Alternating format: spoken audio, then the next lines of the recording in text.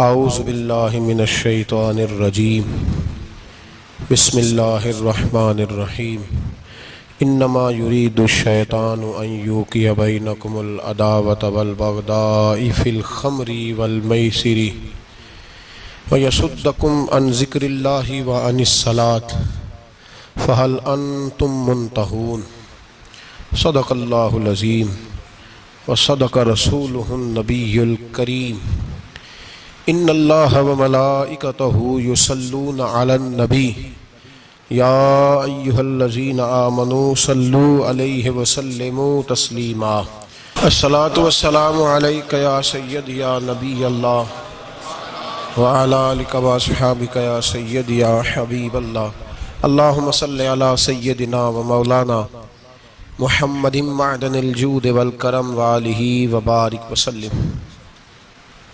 تمام تعریفیں اللہ تعالیٰ جل جلالہ کے لیے، ہر قسم کے درود و سلام نبی رحمت سید عالم نور مجسم آقا کل ختم رسول دانا سبل احمد مجتبیٰ جناب حضرت محمد مصطفیٰ صلی اللہ تعالیٰ علیہ وسلم کی ذات والا صفات کے لیے حمد و صلوات کے بعد قرآن مجید فرقان حمید کی سورۃ المائدہ آیت نمبر 91 اللہ تبارک و تعالیٰ نے فرمایا انما یرید الشیطان، بے شک شیطان چاہتا ہے، ان یوقع بینکم العداوۃ والبغضاء، کہ وہ تمہارے درمیان عداوت اور بغض پیدا کر دے۔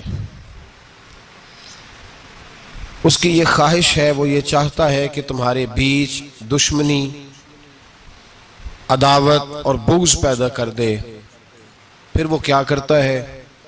پھر وہ بطور ہتھیار دو آلے استعمال کرتا ہے، دو چیزیں بطور ہتھیار کے استعمال کرتا ہے۔ وہ کون سی؟ فرمایا فی الخمر والمیسر، ایک شراب اور دوسرا جوا۔ شراب اور جوے کے سبب سے وہ تمہارے درمیان عداوت اور دشمنی، یہ اللہ کا قرآن ہے۔ اور بندہ مومن کے دل پر جو چیز سب سے زیادہ اثر کرتی ہے وہ اس کے رب کا کلام پاک ہے۔ فرمایا شیطان کی یہ خواہش ہے کہ تمہارے بیچ دشمنی، عداوت ڈال دے۔ کس سبب سے؟ شراب اور جوے کے سبب سے۔ ایک تو یہ چاہتا ہے کہ شراب تم پیو، جوا کھیلو تو تمہارے بیچ دشمنی ہو جائے، اور دوسرا ارشاد فرمایا وَيَصُدَّكُمْ عَنْ ذِكْرِ اللَّهِ وَعَنِ الصَّلَاةِ، اور وہ تمہیں اللہ کے ذکر سے اور نماز سے روکنا چاہتا ہے۔ گویا جو شراب پیے گا، جوا کھیلے گا، وہ ذکر سے بھی رک جائے گا اور نماز سے بھی رک جائے گا۔ بندے کے ذمہ دو ہی حقوق ہوتے ہیں، حقوق العباد اور ایک حقوق اللہ۔ تو اس آیہ مقدسہ نے دونوں باتوں کی وضاحت کر دی کہ جوا کھیلنے والا، نشہ کرنے والا، شراب پینے والا نہ حقوق اللہ ادا کر سکتا ہے اور نہ حقوق العباد ادا کر سکتا ہے، فارغ ہو جاتا ہے۔ اور پھر قرآن مجید نے جو دستک دی ہے نا دلوں پر، وہ بڑی انوکھی ہے۔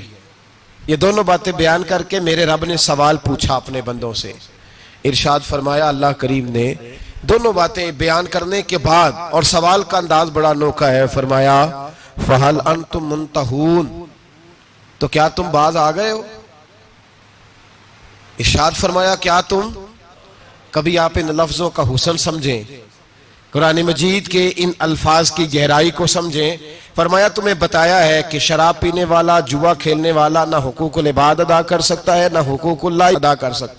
فَهَلْ أَنْتُمْ مُنْتَهُونَ، تو کیا پھر لوگ باز آ گئے ہیں، چھوڑ دیے لوگوں نے یہ کام؟ یہ سوال ہے، اور اس آیت کو رب کریم نے سوال پر ختم فرمایا۔ کیا تم باز آئے؟ چھوڑ دیا تم نے؟ میرے عزیزو، قرآن مجید نے خمر کہا ہے شراب کو۔ عرب کے لوگ خمر کہتے ہیں، خمار کہتے ہیں۔ عورت جب کوئی چیز اوڑھ لیتی تھی نا چہرے پہ تو اس کو خمار کہتے تھے۔ خمر کا معنی ہے جو چیز ڈھانپ لیتی ہے، اوڑھی جاتی ہے۔ تو شراب کو خمر کیوں کہا گیا؟ اس لیے کہ یہ عقل کو ڈھانپ لیتی ہے۔ انسان کے پاس ایمان کے بعد جو سب سے قیمتی چیز ہوتی ہے وہ عقل ہوتی ہے، شعور۔ جو آدمی اب نارمل ہوتا ہے نا بیچارہ، اس کی کوئی زندگی نہیں ہوتی، 15 سال کا اب نارمل بچہ اماں پیمپر لگاتی ہے، نہ اسے کھانے کی ہوش ہے نہ پینے کی، روڑیوں پہ لوگ بیٹھے ہیں، اس لیے کہ اس کے پاس حسن ہے، طاقت ہے، جوانی ہے، پر عقل، تو عقل اتنی بڑی نعمت. تو شراب، نشہ، یہ عقل کو معاف کرتا ہے. جس قوم کے اندر نشہ عام ہو جائے، یا جس قوم کے دشمن اس قوم میں نشہ عام کرنے میں کامیاب ہو جائے، یوں سمجھ لو کہ اس نے ان کی عقلوں کو معاف کر دیا، ان کے مزاج، ان کی عقلیں، ان کا شعور چھین لیا گیا، جو نشے کے عادی ہو گئے. اور ہمارے ہاں تو اب دلیلیں بڑی دی جاتی ہیں. لوگ پوچھتے ہیں، کہتے ہیں شراب کا ذکر قرآن پاک میں آیا، چرس کا نہیں آیا، فیم کا نہیں آیا. دلیلیں ہیں نا جناب. تو ہم تو شراب نہیں پیتے معاذ اللہ، ہم تو دوسرے نشے کرتے ہیں، تو اس کا تو خمر تو شراب کو کہتے ہیں. تو سن لو، میرے نبی پاک صلی اللہ علیہ وسلم نے فرمایا ہر نشہ لانے والی چیز خمر ہے، شراب ہے. ہر نشہ لانے والی چیز وہ شراب ہے، اور شراب حرام ہے. یہ حضور نے وضاحت کر دی. اس کی کل کو جتنی مرضی قسمیں بن جائیں، ہم گولی کہتے تھے، بچے ٹیبلٹ کہتے ہیں، تو نام تو ایک ہی ہے نا، نام بدل گیا ہے، چیز ہے شراب ہی ہے، نشہ ہی. لوگ اب نام بدل بدل کے آئے، سکون آور دوائی لوگ کہتے ہیں، سکون آور دوائی. تو بیمار کی حد تک تو بعض جگہ پہ فتویٰ ہے، لیکن عام لوگ نشہ کرتے ہیں. یہ بات جب میں کرتا ہوں تو میرے دل کو بڑی تکلیف ہوتی ہے. 8 اکتوبر روزنامہ ایکسپریس نے اداریہ لکھا، خبر نہیں اداریہ، یعنی قومی سطح پر ایک اخبار نے ایک تجزیہ دیا. انہوں نے کہا کہ پاکستان میں 70 لاکھ لوگ نشہ کرتے ہیں. کتنے؟ بول کے بتائیں یار. 70-100 بھی بڑے ہوتے ہیں. اور میں یہ بات کر رہا ہوں، آپ سن رہے ہیں، پنکھا چل رہا ہے. ہم کاش یہ بات بیان کرنے سے پہلے میں پلٹ کر ملت کی طرف نظر ڈالوں کہ یہ وہ پاکستان ہے جو کلمے کے نام پہ حاصل کیا گیا. او بھائی 70 لاکھ پاکستانی، اور آپ کا قومی اخبار یہ کہتا ہے کہ ان نشہ کرنے والوں کی عمریں زیادہ تر پتہ کتنی ہے؟ 10 سال سے 40 سال.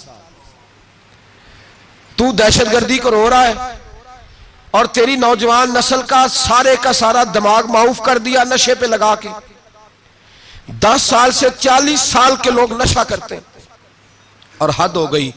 انہوں نے لکھا ہے کہ اس میں بوڑھوں کی تعداد تھوڑی ہے، عورتیں اور بچے زیادہ شامل ہیں. تو میرے نبی پاک صلی اللہ تعالی علیہ وسلم نے جس چیز کو حرام کہا، قرآن مجید نے کہا رجس من عمل الشیطان، شراب گندی چیز ہے اور شیطان کا عمل ہے. گندا، جس کو قرآن نے گندا کہا، گند کہا جسے. 70 لاکھ پاکستانیوں کی رگوں میں انڈیل دیا گیا. اور فٹافٹ تلاشی لینے آ جاتے ہو مدارس کی، فٹافٹ پڑھو نا 8 اکتوبر کے اخبار، اور اب ذرا کلیشن کوفوں کا رخ موڑو. تم کہتے تھے مدرسے دہشت گردی کی بات کرتے ہیں، اور تمہیں پتا ہے کہ درود والے کون ہیں، برود والے کون ہیں، یہ بھی تمہیں سارا پتا ہے، لیکن تم دہشت گردی کی بات کرتے تھے. پلٹ کے آؤ اور دیکھو، تمہارے ملک کے قومی اخبار یہ کہتے ہیں کہ نشہ سب سے زیادہ یونیورسٹیوں میں ملتا ہے، کالجوں میں ملتا ہے، اور سرکاری اداروں میں ملتا ہے. یہاں تو تم قوم کو یہ کہہ کے خاموش ہو گئے کہ یہ مدرسے دہشت گردی کی پنیریاں ہیں. تو وہ قوم کا جوان جس کی ماں نے زیور بیچ کر اسے پڑھنے بھیجا تھا، اور گاؤں سے آ کر پڑھنے والے بھول گئے کہ کس کی ماں نے کتنا زیور بیچا تھا. جس کی ماں آدھی روٹی کھاتی تھی اچار کے ساتھ، اور اس نے بیٹا تمہیں دیا تھا کہ پنجاب یونیورسٹی میرے بیٹے کو کچھ بنا دے گی. تو بچہ 5 سال کے بعد ماں کو ملا ہے تو نشئی بنا ہوا. کوئی والی وارث نہیں ان باتوں کا. پوری دنیا، اقوام متحدہ بولتا ہے، امریکہ بولتا ہے تو کہتا ہے دہشت گردی کی لپیٹ میں ہے دنیا. سنو، پوری دنیا میں قتل، ڈاکہ، لوٹ مار، زبردستی قتل سے اگر پوری دنیا میں روز اوسطاً لوگ انتقال کرتے ہیں تو وہ 39 ہے، پورے 40 نہیں. 39 لوگ روزانہ قتل سے، ڈکیتی سے، دہشت گردی سے، بم بلاسٹ مرتے ہیں پوری دنیا میں. اور نشے سے روزانہ 700 آدمی مرتا ہے. تو بڑا خطرہ تو نشہ ہے تمہارے لیے, ڈرگز ہے, وہ تم نے عام دیا ہوا ہے. میرا کلیجہ پھٹتا ہے جب میں یہ بات کرتا ہوں کہ اسلامی ملکوں کی ایئر لائنوں میں بھی شراب دی جاتی ہے. میں جمعے کے خطبے میں قرآن پاک آگے رکھ کے منبر پر بیٹھ کر کس منہ سے یہ بات کروں کہ اسلامی ممالک نے جو جہاز چلائے ہیں ان کے اندر بھی شراب دی جاتی ہے. کہتے ہیں ہم نے انٹرنیشنل سفر کرنے ہوتے ہیں, ہماری مجبوری ہے.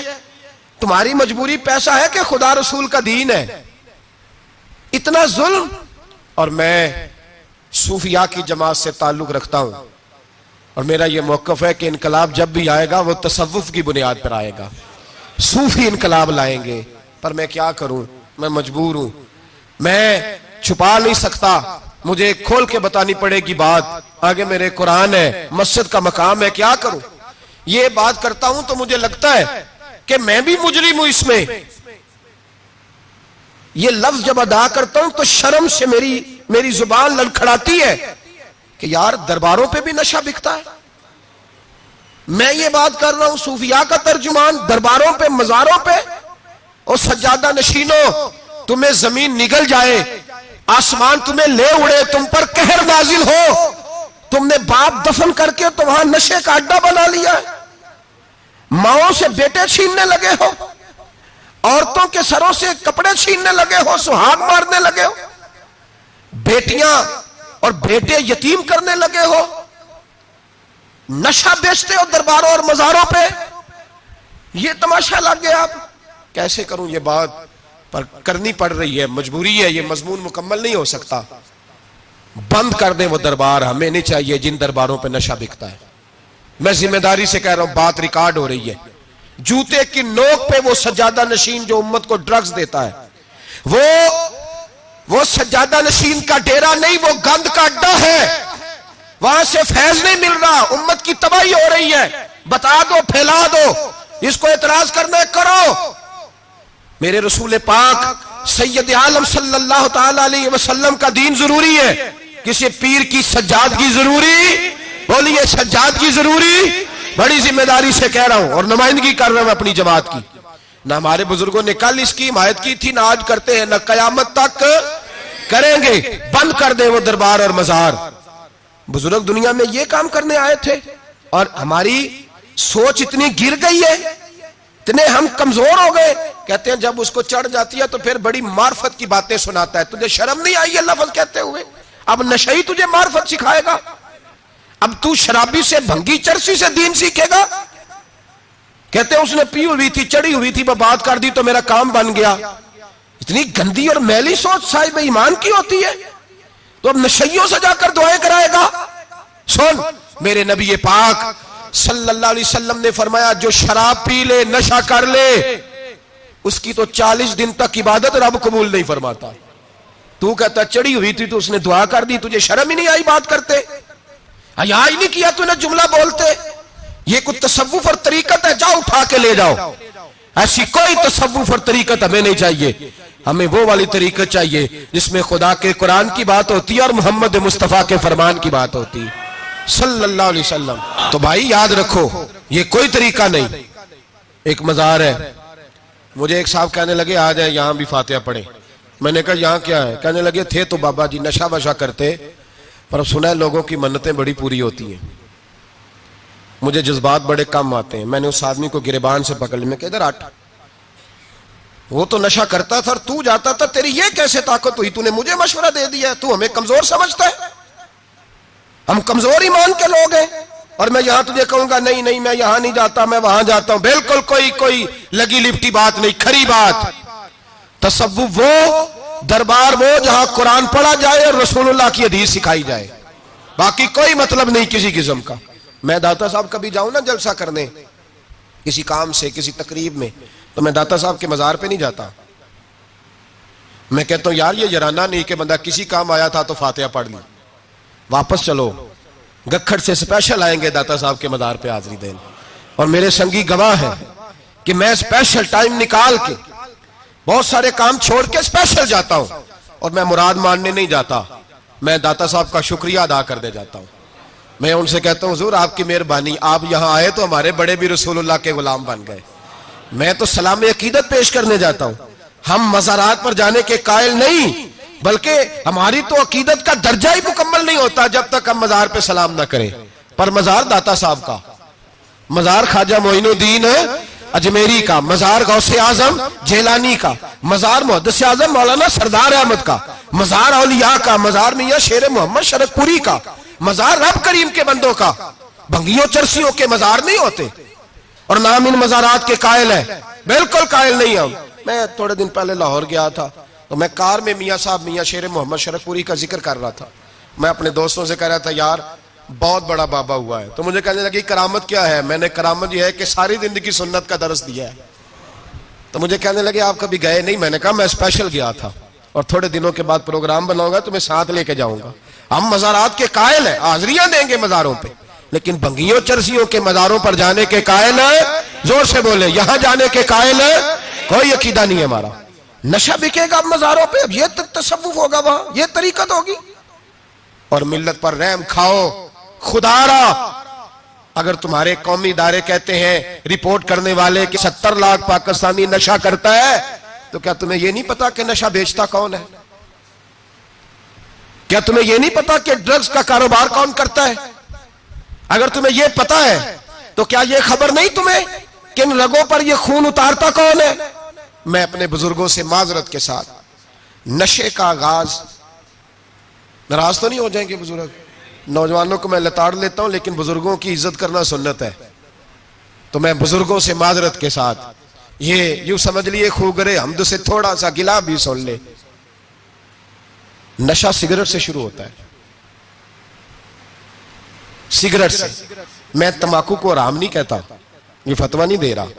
تمباکو کا حکم وہی ہے جو مولی کا ہے، جو کچے پیاز اور لہسن کا ہے، کہ آپ جب کھا لیتے ہیں تو منہ سے بدبو آتی ہے، تو آپ مسجد میں آئیں تو آنے سے پہلے مسواک کریں، منہ صاف کریں، پھر آپ آ جائیں. تو جائز ہے، مکروہ ہے لیکن حرام ہے. لیکن تمباکو سے آگے جب حالات بڑھتے ہیں، تجزیہ نگاروں نے لکھا ہے کہ ہمارے پنجاب کے کچھ علاقوں میں اب سگریٹ سے نکال کے نا، پہلے بھی بھرتے تھے لوگ اس میں بڑا کچھ، اب پتہ ہے کہ نیا نشہ ایجاد کیا ہے. اب اس کے اندر چرس بھی بھرتے ہیں اور چھپکلی کو مار کے، سکھا کے، خشک کر کے، اس کو پیس کے وہ ساتھ نشے کے ملاتے ہیں. اور اس کا حال یہ ہوتا ہے کہ آدمی کو زیادہ نشہ ہوتا ہے، اور کہتے ہیں وہ اتنا گند ہے کہ وہ آدمی کسی کو دانت بھی لگائے گا تو وہ بندہ بھی بیمار ہو جائے گا. کیا یہاں لوگ اسپرٹ نہیں پیتے آپ کے ملک میں؟ اور ہم کبھی سڑک پہ جاتے ہیں تو نشئی کو دیکھ کے مذاق کرتے ہیں، دیکھنا میں ہارن لگاؤں گا تو گاڑی کے ہارن سے گر جائے گا. لیکن تجھے پتا نہیں کہ یہ کسی ماں کا بیٹا ہے، پتہ نہیں کسی بیوی کا شوہر ہے. ایک ہمارے دوست ہیں، بزرگ ہیں، ان کا داماد فوت ہو گیا، نشہ کرتا تھا. تو میں تعزیت کرنے ان کے گھر پہنچا تو کھڑے ہو گئے ہاتھ باندھ کے، کہنے لگے حضرت صاحب باقی ساریاں گلاں چھڑ دیو، صرف نشے تے تقریر کریا کرو. وہ جب جیتا تھا تو تب بھی اس کے بچے یتیم ہی تھے، یتیم ہی تھے. میری بیٹی جب میرے گھر آتی تھی اور میں اپنے پوتوں کے اترے کپڑے اسے پہننے کو دیتا تھا تو میرا کلیجہ پھٹتا تھا. اور میری بیٹی اس کی زندگی میں بھی بیوہ کی زندگی گزار رہی تھی. وہ میری بہوؤں کے اترے ہوئے کپڑے پہنتی تھی. کوئی دعا کرو، کوئی جلسے کرو، یہ لت ختم ہو جائے. اور کہنے لگا اب میرے وہ چلا تو گیا ہے، دادا دادی اس کے پہلے کوئی نہیں، چچا ہے کوئی نہیں، جب تک تو میں زندہ ہوں ان نواسوں کو کوئی روٹی کا لقمہ، کوئی کپڑا مل جائے گا. لیکن سوچتا ہوں میں بوڑھا ہوں، مر گیا تو ان کو کوئی پوچھے گا بھی نہیں، کون ان کی خبر. اتنا ظلم اس قوم سے، اتنی زیادتی. اور آرام سے لکھ کر لوگ گزر گئے کہ یہ 70 لاکھ ہے، ان کا درد تو سمجھو، تکلیف تو سمجھو. 7 فٹ کا سونا جوان اور نشے کا عادی ہے تو کسی نالی میں پڑا ہوا ہے.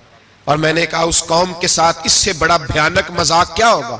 کوئی دانشور تھا بڑا ظالم، اس ظالم سے کوئی مشورہ لینے آیا، اس نے آ کے کہا تو بڑا ظالم ہے، بڑے کڑوے مشورے دیتا ہے، میرا ایک دشمن ہے، میں اس سے بدلہ لینا چاہتا ہوں، میرا دل کرتا ہے اس کا بچہ قتل کر دوں تاکہ وہ تڑپے.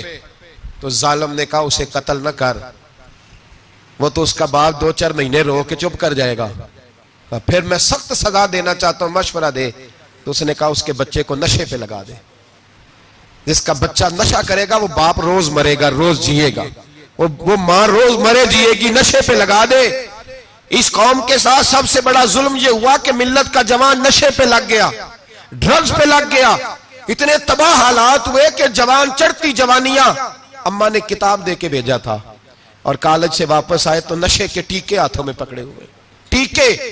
اور آپ کے اس ملک کے اسلام آباد میں ایک دن میڈیا نے وہ خبر بھی وائرل کی اور وہ چیز بھی دکھائی لوگوں کو، 3 مہینے کا بچہ لے کے نشئی سڑک پہ آ گیا، اس نے کہا میرا نشہ ختم ہو گیا، میرا بچہ خرید لو، 2 پڑیاں دے دو۔ تو وہاں بیبیاں جو سن رہی تھیں وہ بھی چیخیں مار کے رو رہی تھیں۔ یہ ظلم کیا اس قوم کے ساتھ، اور کرپشن کی لعنت نے اجازت دی سپلائی کرنے والوں کو کہ گلی گلی بیچے، گلی گلی۔ انہوں نے کچھ تھوڑا ظلم نہیں کیا ان حکمرانوں نے، اور ہماری اپوزیشن اس کو نہ صرف اتنا پتا ہے کہ یہ جائیں اور ہم آئیں، اس سے زیادہ کوئی غرض نہیں۔ بھائی کرپشن کے خلاف نکلے ہو تم، نشے کے خلاف کس دن نکلو گے؟ جوئے کے خلاف کس دن؟ قوم تو مر رہی ہے نشے سے، اس کے خلاف میدان میں کب آؤ گے؟ صرف اتنا ہے کہ یہ جائیں اور ہماری باری آئے، اس سے زیادہ کچھ نہیں۔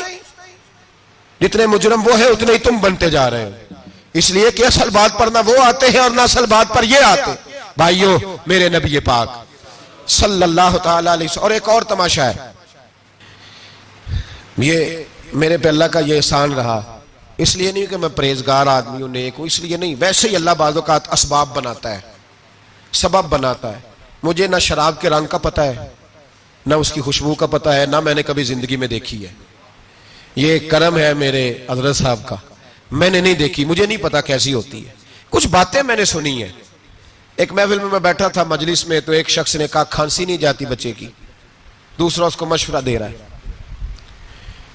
کھانسی نہیں جاتی، بڑی دوائی دیسی بھی فلاں بھی بڑی کھائی، مشورہ دیا اس کو کہ تو اس طرح کر، اس کو نا شراب کے 2-4 چمچے پلاؤ، کہتے ہیں جی اس کو نا یہ پلاؤ تو صحیح ہو جائے گی۔ تو میں نے پلٹ کے اس کی طرف دیکھا، میں نے کہا کوئی عقل کر، کیا مشورہ کرنا مولانا، میرا تجربہ ہے۔ میں نے کہا تیرا تجربہ افضل ہے یا رسول اللہ کا فرمان زیادہ افضل ہے؟ تیرا تجربہ افضل ہے۔ حضرت ام سلمہ رضی اللہ تعالیٰ عنہ کہتے ہیں میں نے عرض کی یا رسول اللہ صلی اللہ علیہ وسلم، میری بچی بڑی بیمار ہے، تو مجھے کسی نے کہا ہے یہ تھوڑی سی نشے والی چیز ہے، یہ بنا کے تیار کر کے دو، صحیح ہو جائے گی، بیمار ہے بچی تو یہ نشے والی چیز ہے، اس کو تیار کر کے دو، تھوڑا نشہ ہے۔ اگرچہ بعض، میں نے شروع میں کہا، بعض لوگ مریض کو، سخت مریض کو ایسی ادویات جو مجبوری بن جائے اس کی گنجائش اور اجازت دیتے ہیں، محتاط علماء تو اس میں بھی بہت ساری چیزیں پہلے بیان کرتے ہیں، لیکن اس نے کہا جی نیرا نشہ دینا ہے شفا کے لیے۔ حضرت ام سلمہ کہتی ہے میرے نبی پاک نے میری طرف دیکھا، میری طرف، تو میں نے کہا یا رسول اللہ آپ کیا فرمانا چاہ رہے ہیں؟ تو نبی پاک نے فرمایا ام سلمہ کبھی ناپاک چیز میں بھی شفا ہوئی ہے، کبھی ناپاک چیز میں بھی، کبھی شراب اور خمر میں بھی شفا ہو سکتی ہے۔ شفا رب کریم نے رکھی ہے پر شہد کے اندر رکھی ہوئی ہے، شفا اللہ نے رکھی ہے قرآن مجید میں رکھی ہوئی ہے، تو اس میں بھی کبھی یہ حضور نے بیان کیا ہے کہ اس کے اندر شفا ہو سکتی، تو امت کتنی دلیری کرتی ہے جو یہ مشورے دیتی ہے کہ اس کے اندر نشہ ہے، شراب ہے، تو کھانسی چلی جائے گی تو فلانی بیماری چلی جائے گی۔ نہ آؤ ان چیزوں پہ، نہ اپنے ایمان کو خرابی دو، اور نہ ایسی باتیں کرو جس سے کہ ڈائریکٹ رسول اللہ صلی اللہ علیہ وسلم کے واضح ارشادات کی مخالفت ہو۔ میرے نبی پاک صلی اللہ علیہ وسلم نے فرمایا، اور پھر کچھ لوگ کہتے ہیں تھوڑی پی ہے جی، اب تو میں تجزیے میں پڑھ رہا تھا کہ ایسی شراب ایجاد ہو گئی ہے، لوگ شراب پیتے ہیں اور وہ مست بھی رہتے ہیں، کار بھی چلاتے رہتے ہیں، کہتے ہیں جی نہیں ہمارا ذہن معاف نہیں ہوا تو یہ والی صحیح ہے، نشہ نہیں لاتی۔ میرے نبی پاک صلی اللہ علیہ وسلم نے فرمایا جس چیز کی تھوڑی مقدار، زیادہ مقدار حرام ہے اس چیز کی تھوڑی مقدار بھی حرام ہے، جس کی زیادہ مقدار حرام ہے اس کی تھوڑی بھی۔ تو خمر اور شراب اگر فل پینا جائز نہیں تو تھوڑی پینا بھی جائز، یہ حرام ہے اور حرام تھی اور قیامت تک حرام ہی رہے گی۔ میرے نبی پاک صلی اللہ علیہ وسلم نے منع کیا اور حضور نے اظہار ناپسندیدگی فرمایا، اور میں 40 دن تو عبادت ہی قبول نہیں ہوتی شراب پینے والے جب تک سچی توبہ نہ کرے۔ ایک دن صحابہ بیٹھے تھے سارے، حضرت ابو بکر صدیق بھی تھے، فاروق اعظم بھی تھے، عثمان غنی بھی تھے، ڈھیر ساری تعداد تھی صحابہ کی، سارے تشریف فرما تھے۔ حضرت عبداللہ ابن عمر رضی اللہ تعالیٰ عنہ حدیث کے راوی ہیں، اور مستدرک للحاکم کے اندر، ابن حبان کے اندر یہ روایت موجود ہے۔ فرماتے ہیں صحابہ نہ بات کر رہے تھے، اور بات یہ کر رہے تھے کہ یار لوگوں کو گناہوں سے کیسے روکا جائے، لوگوں کو گناہوں سے گفتگو صحابہ یہ کر رہے تھے۔ عبداللہ ابن عمر کہتے ہیں بیٹھے تھے اور یہ گفتگو کر رہے تھے کہ گناہوں سے پلاننگ جی ہوتی تھی، ان کی جو محفلیں ہوتی تھی نا بیٹھ کے، وہ خوش گپیاں نہیں ہوتی تھی، بلکہ وہ تبلیغ کی، جد و جہد کی، لوگوں کو برائی سے منع کرنے کے لیے بیٹھتے تھے، اس پر منصوبہ بندی کرتے تھے، پلان کرتے تھے، آگے ترتیب دیتے تھے۔ گفتگو ہو رہی تھی تو اب آپس میں بات ہونے لگی کہ کون سا گناہ زیادہ برا ہے جس پر سب سے پہلے کام کیا جائے۔ تو دور ایک صحابی بیٹھے تھے، ان کا نام تھا عبداللہ ابن عمر، ایک عبداللہ بن عمر ہے اور ایک عبداللہ ابن عمر ہے۔ حضرت عبداللہ ابن عمر دور بیٹھے تھے، بڑے سمجھدار سیانے باریک بین آدمی تھے۔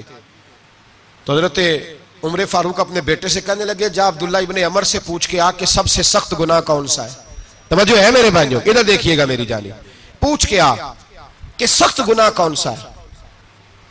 عبداللہ بن عمر رضی اللہ تعالیٰ عنہ کی خدمت میں جب عبداللہ ابن عمر گئے تو جا کے کہنے لگے کہ صحابہ پوچھتے ہیں کہ آپ نے زیادہ وقت گزارا ہے نبی رحمت صلی اللہ علیہ وسلم کے پاس، تو بتلائیے برا گناہ کون سا ہے، سب سے سخت گناہ، تاکہ سب سے پہلے اس پر پابندی لگائی جائے، اس پر محنت کی جائے۔ تو حضرت عبداللہ ابن عمر کہنے لگے صحابہ کو جا کے بتا دو کہ سب سے برا گناہ شراب پینا ہے، سب سے برا گناہ، اور یہ ام الخبائث ہے، برائیوں کی جڑ ہے، گناہوں کی ماں ہے، یہ بنیاد ہے، باقی گناہ اسی سے شروع ہوتے ہیں۔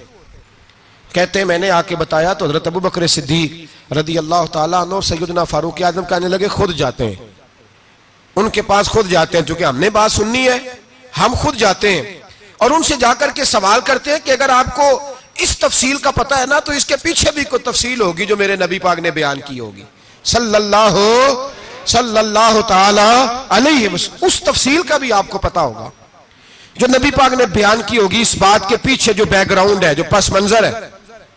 فرماتے ہیں کہ ہم اٹھے، عبداللہ ابن عمر کے پاس گئے، ان سے جا کے پوچھا کہ جناب آپ نے یہ تو فرمایا ہے شراب ام الخبائث ہے، تو اس کے پیچھے پس منظر کیا ہے؟ تو عبداللہ ابن عمر کہنے لگے یہ میں نے اپنے پاس سے نہیں کہا، یہ میں نے نبی پاک سے سنا ہوا ہے۔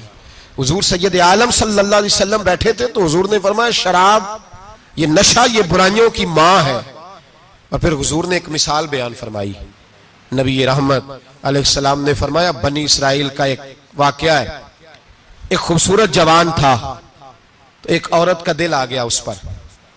یہ یاد رکھ لیں، ہم لڑکوں کو منع کرتے رہتے ہیں لیکن ہمیں گھر کی بچیوں پر بھی توجہ دینی ہوگی، ہمیں ان کے فون پر بھی نگرانی کرنی ہوگی، ہمیں وہاں بھی غور کرنا ہوگا، اس لیے کہ اگر کوئی بچی گنجائش نہ دے تو میرا خیال ہے کہ لڑکا جرت کرنے کی طاقت نہیں رکھتا، تو وہاں بھی ان کی اماں سے کہے کہ پابندی لگائے، بچی کسی کا موبائل لے کر کے کہیں اس کو استعمال تو نہیں کر رہی، اس پودے پر بھی توجہ دے، درخت بننے سے پہلے اس کی بھی نگرانی کریں، یہ بھی بڑا ضروری کام ہے۔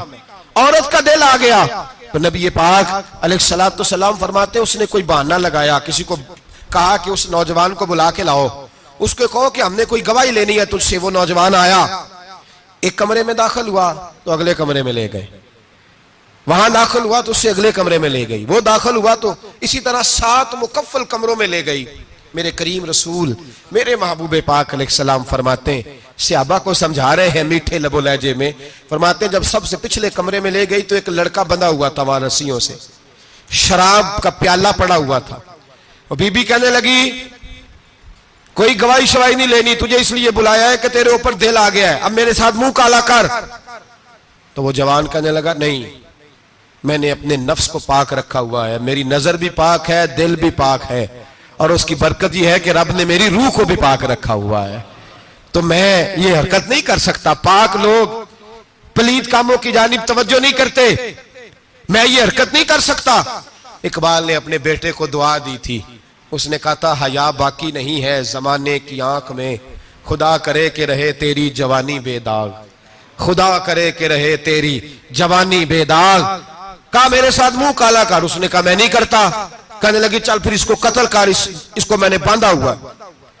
اس نے کہا میں قتل کیوں کروں، میری کیا دشمنی ہے؟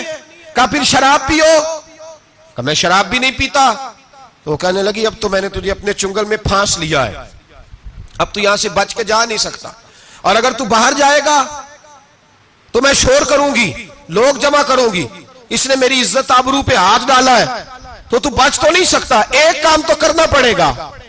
محبوب فرماتے اس نوجوان نے سوچا کہ زنا بھی بہت بڑا جرم ہے، قتل بھی بہت بڑا گناہ ہے، چلو اب مجبوری ہے تو شراب پی لیتا ہوں۔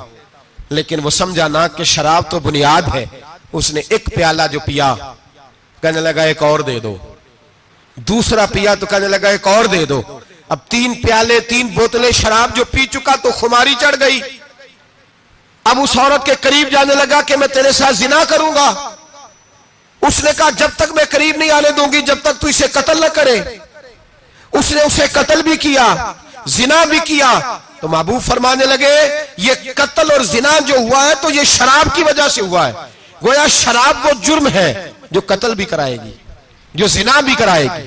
اور اگر آپ نشئی کو دیکھیں، اگر آپ شرابی کو دیکھیں تو کیا وہ ڈکیتیاں نہیں کرتا پھرتا، وہ چوریاں نہیں کرتا، وہ اپنی ہی ماں کا زیور نہیں بیچ آتا، وہ اپنی ہی بہن کا پڑا ہوا جہیز نہیں بیچ آتا، وہ اپنے ہی گھر میں ڈاکے نہیں ڈالتا، وہ اللہ کے گھر مسجد میں آ کر کے چوری نہیں کرتا۔ وہ صرف اس لیے کرتا ہے کہ یہ نشہ، یہ شراب، یہ ماں ہے گناہوں کی، یہ جڑ ہے۔ ملت کے لوگوں یاد رکھو، اس امت، اس پاکستان کے ساتھ جہاں بہت سارے ظلم ہوئے، وہاں بڑا ظلم یہ ہے کہ بہت بڑا طبقہ جوانوں کا نشے کا عادی ہے۔ وہ نشہ انہیں عشق مجازی اور عورتوں کے عشق کی جانب لا رہا ہے۔ وہ نشہ چوریاں کرا رہا ہے، قتل کرا رہا ہے، ڈکیتیاں کرا رہا ہے۔ بہت بڑے ظالموں نے بہت بڑے ہاؤس بنائے ہوئے ہیں جن کے اندر شراب فراہم کی جاتی ہے، نشہ دیا جاتا ہے۔ میں نے تو ایسے ایسے لفظ سنے کہ الیکشن کے دنوں میں ووٹ لینے کی خاطر سیاستدان انہیں نشہ فراہم کرتے ہیں، انہیں باندھ کے رکھتے ہیں، روز تمہیں پڑیا ملے گی، ووٹ ہمیں ڈالنا۔ اتنا ظلم، اتنی زیادتی، اتنا جبر، ایک انسان کے ساتھ کھیلنا۔ لوٹ آؤ، پکڑو ان کا دامن، اپنے گھروں کو بچاؤ، اپنے دوستوں کو بچاؤ۔ جاگو جاگو امت کے لوگوں، جاگو، میرے نبی پاک صلی اللہ علیہ وسلم کے کلمہ گو لوگوں کو بچاؤ۔ ان پر اگر سختی کرنی پڑتی ہے تو کرو، پیار کرنا پڑتا ہے تو کرو، محنت کرو، جد و جہد کرو۔ ایک صحابی تھے نعمان بن عبداللہ، کیونکہ عرب کے لوگ شروع سے شراب پیتے تھے، حرام نہیں تھی، بعد میں حرام ہوئی۔ ایک دن غلطی ہو گئی، شراب پی لی، پھر سے بھول گئے۔ اب کسی نے پرچہ نہیں کٹایا، مخبری نہیں کی، شکایت نہیں لگائی۔ جب نشہ اترا تو خود ہی خیال آیا یہ میں کیا کر بیٹھا ہوں، خود احساس تو احساس بھی نہیں نہ ہوتا۔ دوڑے آئے نبی پاک کی بارگاہ میں اور آ کے ہاتھ باندھے، یا رسول اللہ صلی اللہ علیہ وسلم مجھے پاک کر دے۔ آقا اور روتے جا رہے۔ حضور نے صحابہ سے کہا دیکھو اس کے منہ سے شراب کی بدبو آتی ہے؟ کہ حضور آ رہی ہے۔ ماں زیادہ پیار کرتی ہے جو رسول پاک؟ باپ زیادہ پیار کرتا ہے کہ نبی پاک؟ حضور بھی رحمت للعالمین ہے امت کے لیے، لیکن جب ثابت ہو گیا نا کہ شراب پی ہے تو پھر میرے محبوب نے فرمایا اب اس کی اصلاح ضروری ہے، حکم دیا۔ اور جب بات کی تو جاہو جلال کے عالم میں کی، روب اور دبدبے، فرمایا لے جاؤ باہر، ستون سے باندھو، کوڑے مارو۔ حضرت ابو ہریرہ کہتے ہیں اسے کوڑے لگ رہے تھے، کوڑے۔ تو میرے نبی پاک اندر بے چینی کے عالم میں ٹہل رہے تھے، کبھی ادھر جاتے کبھی ادھر جاتے، کبھی ادھر آتے کبھی ادھر۔ یا رسول اللہ صلی اللہ علیہ وسلم آپ اس کے لیے یہ کر رہے تو شراب پی کے آیا ہے؟ تو میرے حبیب نے فرمایا تو نے غلطی کرنا دیکھا ہے، احساس کرنا نہیں دیکھا، خود چل کے آنا معافی مانگنا نہیں دیکھا؟ میرے نبی پاک نے فرمایا غلطی ہوئی ہے تو میں نے سزا بھی دی ہے اور مجھے امید ہے آئندہ غلطی کرے گا بھی نہیں۔ لیکن غلطی ہو گئی تو کیا ہوا، وہ خدا سے بھی پیار کرتا ہے، محمد مصطفیٰ سے بھی پیار کرتا ہے۔ ان لوگوں کو معاشرے سے کاٹے نہ، ان کو جہاز کہہ کے نشئی کہہ کے کاٹے نہ۔ یہ کسی ماں کی آنکھوں کے تارے ہیں، یہ کسی بہن کے راج دلارے ہیں، کسی بیوی کے سر کا تاج ہے۔ کوئی بیٹی انتظار کر رہی ہے کہ میرا باپ شام کو گھر آئے گا۔ او بھائیو، ان پر محنت کرو، ان کے علاج کراؤ، جد و جہد کرو ان کے لیے، انہیں توبہ کی طرف لاؤ۔ میرے شیخ پیرانے سلسلہ حضرت جنید بغدادی رحمت اللہ تعالیٰ علیہ تقریر کر رہے تھے تو ایک شرابی پہ اثر ہو گیا، دوڑا ہوا آیا، کہنے لگا حضور ہر روز شراب پی ہے، 40 سال ہو گئے شراب پیتے، آپ کی باتیں دل کو لگ گئی ہیں، لیکن آج توبہ کروں گا تو اللہ معاف کر دے گا۔ حضرت جنید بغدادی فرمانے لگے تیرا کوئی انتظار کر رہا ہے؟ تو کہنے لگا حضور نشیوں کا، شرابیوں کا کون انتظار کرتا ہے؟ کچھ زمانہ اماں انتظار کرتی تھی، اب سمجھ گئی وہ نہیں آئے گا۔ کون انتظار کرتا ہے؟ سمجھ گئی وہ نہیں آئے گا۔ کچھ عرصہ بیوی نے انتظار کیا، سمجھ گئی کسی نالی میں پڑا ہوگا، نہیں آئے گا۔ بہن بھائی بال بچے انتظار کرنا چھوڑ گئے، اب میرا کوئی نہیں انتظار کر رہا۔ تو حضرت جنید بغدادی رو پڑے، فرمانے لگے نہیں، رب کی رحمت تیری توبہ کا ابھی بھی انتظار کر رہی ہے، خدا کا کرم تیری توبہ کا انتظار کر رہا ہے، آ جا، دروازہ کھلا ہوا، لوٹ آیا۔ وہ شخص کہتا ہے جب بات سنی تو اللہ اکبر کہا، کپڑے پھٹ گئے، قدموں میں گرا، وضو کیا، غسل کیا، مسجد آیا، کہنے لگا یا اللہ تو واقعی راضی ہے، واقعی راضی ہے۔ تو فرماتے ہیں جب وہ رو رو کے یہ دعا کر رہا تھا تو مسجد کے ہر کونے سے آواز آنے لگی تو نے سچی توبہ کر لیا تو تیرا رب راضی ہو گیا ہے، ان کو پکڑ کے لاؤ۔ اور حضرت جنید نے یہ بات سیکھی کہاں سے؟ حضرت سری سختی سے۔ حضرت سری سختی آپ کے مرشد دے تو گزر رہے تھے گلی میں، ایک درخت کے نیچے رش بڑا تھا، درخت تھا تو لوگ وہاں کٹے تھے، رش تھا تو آپ نے کہا جنید پتا تو کر یہاں کیا ہے؟ لوگوں نے کہا حضور ایک شرابی شراب کے نشے میں مست آل فول بول رہا ہے اور لوگ تماشا دیکھ رہے ہیں۔ حضرت گئے، چھڑی ہاتھ میں تھی، جوانوں سے کہا چلو نکلو بھاگو، سب لوگ چلے گئے۔ تو فرمایا جنید جا پیالے میں پانی لا۔ فرماتے میں پانی لایا تو حضرت نے اپنے ہاتھوں سے اس کا منہ دھو ڈالا۔ اللہ کرے ان کا کوئی منہ دھونے والا ہی آ جائے، اللہ کرے کوئی آئے جو ان کا منہ دھو ڈالے، یہ تو بیچارے اب الجھ گئے گناہ میں، کوئی آئے ان کا بازو تھامے، دھو کے نہ منہ۔ تو رب کریم کے ولی کی آنکھوں میں آنسو آئے اور کہنے لگے اے اللہ میں نے منہ اس لیے دھویا ہے کہ جتنے لوگ شراب کی بو سونگیں گے اس کے شرابی ہونے پہ گواہ بنیں گے۔ چلو اب منہ دھویا ہے، کوئی بو تو نہیں نہ سونگے گا، اور لوگ تو گواہ نہ بنیں گے کہ شرابی ہے۔ اور پھر رو کے کہنے لگے اے اللہ جو میری طاقت تھی وہ میں نے کر دیا، اب جو تیرے قبضے میں ہے تو بھی رحمت فرما، میری طاقت میں منہ دھونا تھا میں نے دھو ڈالا ہے، تو دل دھو دیا کرتا ہے، مہربانی کر اس کے دل کو بھی صفائی عطا فرما دے۔ یہ کہہ کے چلے گئے۔ فرماتے ہیں حضرت جنید میں تہجد کا وضو کرا کے جناب سری سختی کو مسجد میں لے کے پہنچا تو وہ شرابی مجھ سے پہلے مسجد میں بیٹھا ہوا تھا اور آوازیں آ رہی تھی سری تو نے منہ دھویا تھا تو ہم نے دل بھی دھو ڈالا ہے، دھو ڈال، ان کے بازو تھامو۔ اگر حکومتیں تغافل برستی ہیں، غفلت کرتی ہیں تو امت کو، باقی لوگوں کو تو جاگنا چاہیے، پر محنت کرو انہیں بچاؤ، ورنہ ان کی دنیا تو خراب ہو ہی گئی، آخرت بھی بگڑ جائے گی، آخرت بھی۔ عبداللہ بن مبارک رحمت اللہ علیہ فرماتے ہیں ایک آدمی کو تھوڑا سا میرے پاس آیا جایا کرتا تھا، کچھ اس نے تھوڑا سا سیکھا تھا پھر چھوڑ گیا۔ ایک دن اس کی بیوی کا پیغام آیا کہ حضور آپ کے پاس آیا کرتا تھا، اب تو موت کا وقت قریب آ گیا ہے، مہربانی کریں تشریف لائیں۔ تو عبداللہ بن مبارک فرماتے ہیں میں اس کے گھر گیا تو اس پر سکرات کا عالم تھا، سکرات، موت طاری تھی، میں سمجھ گیا کہ اب انتقال کر جائے گا۔ تو فرماتے ہیں میں نے اس کے پاس کلمہ پڑھنا شروع کر دیا، لا الہ الا۔ جب کسی کے پاس جائے نا مرض وفات میں تو اسے کہنا نہیں چاہیے کلمہ پڑھ، کیونکہ علماء فرماتے ہیں کہ اس پر تو موت کا سکرات کی سختی ہے، ہو سکتا ہے آپ کہیں تو اس پریشانی میں وہ کہہ دے میں نہیں پڑھتا تو اس کے لیے بڑی مصیبت کھڑی ہو جائے گی یہ لفظ کہہ کے۔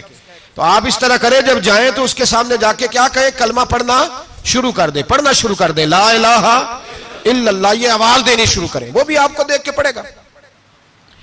تو حضرت عبداللہ بن مبارک کہتے ہیں میں گیا تو اس پر موت طاری تھی، میں نے اس کے سامنے نا بلند آواز سے کلمہ پڑھنا شروع کر دیا۔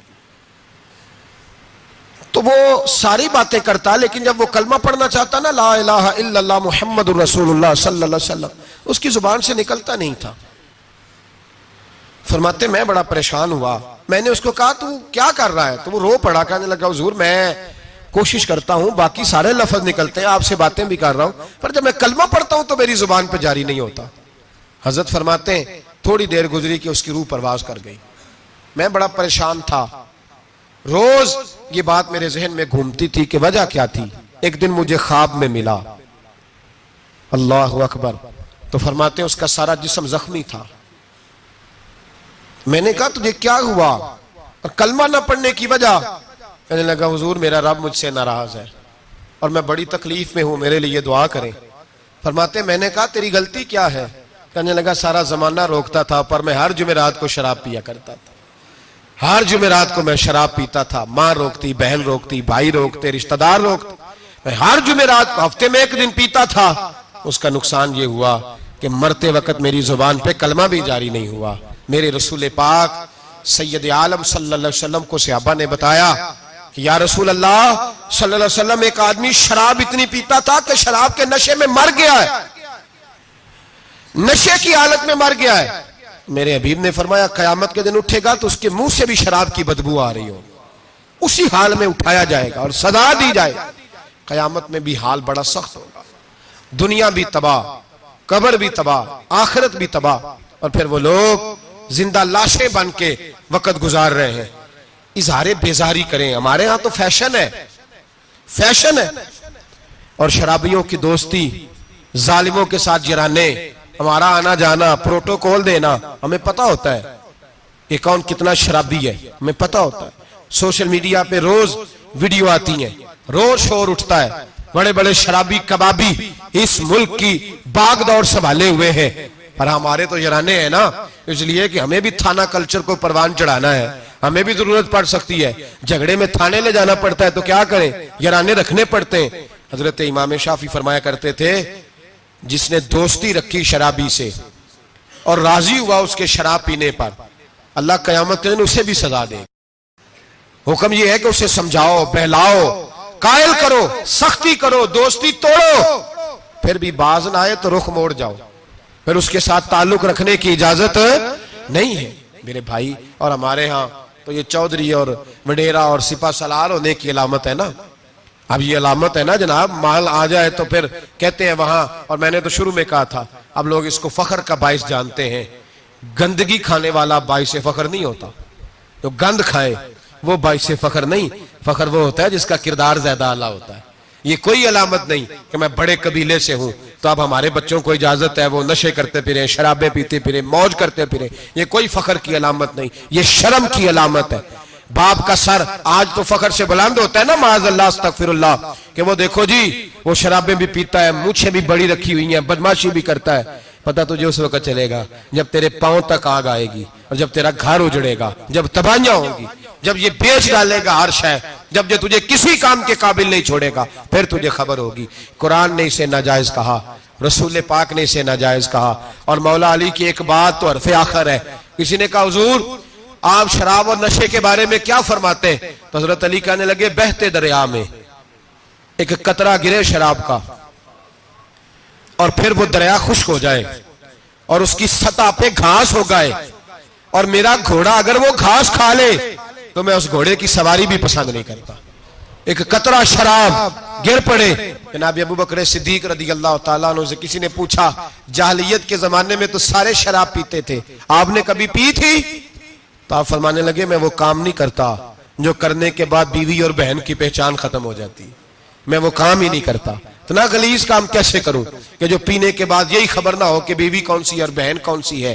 میں یہ کام نہیں کرتا جو انسان کو رشتوں کی پہچان ہی بھلا دے، میں وہ کام کرتا ہوں جس میں انسان کا شعور بیدار رہتا ہے، عقل بیدار رہتی ہے۔ اپنی زندگی کو سنواریں، اور اگر کسی جگہ یہ غلطی ہے تو کھری اور سچی توبہ کریں، اور اگر دائیں بائیں کوئی ایسا شخص ہے تو اس کا بازو تھامیں، محنت کریں، ٹائم دیں، اسے اس دلدل اور گندگی سے باہر نکالیں، یہ بہت بڑی نیکی ہوگی۔ اور ان بہروپیوں کو پہچانیں جنہوں نے تھوڑے سے پیسوں کے لیے ملت کے جوانوں کی رگوں میں نہیں زہر اڈیل دیا ہے اور تباہی پھیلا دی ہے۔